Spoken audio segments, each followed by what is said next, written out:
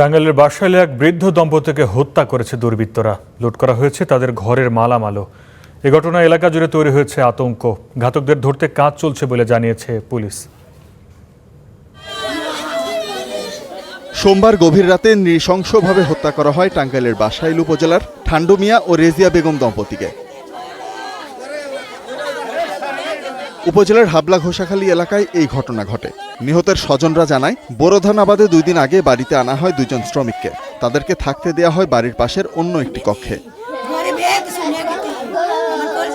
মঙ্গলবার সকালে ওই দম্পতির ঘর খোলা অবস্থায় পাওয়া যায়। ভেতরে আলমারি, আসবাবপত্র এলোমেলো ও 2 জনের মরদেহ মেঝেতে পড়ে থাকতে দেখা যায়। তবে পাওয়া যায়নি আগন্তুক ওই 2 শ্রমিককে।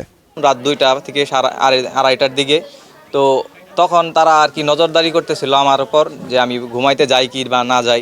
তারা এই উসলায় আর কি যে বাথরুমে যাবে, এই উসলায় আর কি 3-4 বার বাইরে যায় আমাকে দেখার জন্য। দরজার সামনে পাশে টিন কেটে দরজা খুলে তারা ভিতরে ঢুকে আলমারি খুলে টাকা পয়সা নিয়ে অলংকার নিয়ে গেছে। গলায় টিপে মাইরা থুইছে, পরে উনারা আমি টানে খুললাম, খুললা দোয়াইলাম, করলাম, দম নাই। কঠিন ভাবে জানি কামলাগো শাস্তি দিয়ে রাখে আর এগো ফাঁসিছে। পলাতক 2 শ্রমিকই হত্যাকাণ্ডের সাথে জড়িত থাকতে পারে বলে প্রাথমিক ধারণা করছে পুলিশ।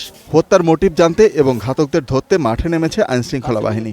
শ্রমিক রাখার বিষয়ে প্রত্যেকেরই, গৃহকর্মী হোক, সেটা টেম্পোরারি শ্রমিক হোক, তাদের পার্টিকুলার রাখার দরকার, তাদের ছবি রাখা দরকার, ছবি উঠে রাখা, তাদের মোবাইল নাম্বার, এনআইডি এগুলো রাখা দরকার। এই অসচেতনতার কারণে কিন্তু আসলে পরবর্তীতে অপরাধীরা অপরাধ করে যাওয়ার পর তাদেরকে আসলে ফাইন্ড আউট করা খুব টাফ হয়ে যাচ্ছে। এদিকে নৃশংস এই হত্যাকাণ্ডের ঘটনায় এলাকায় নেমেছে শোক ও আতঙ্কের ছায়া।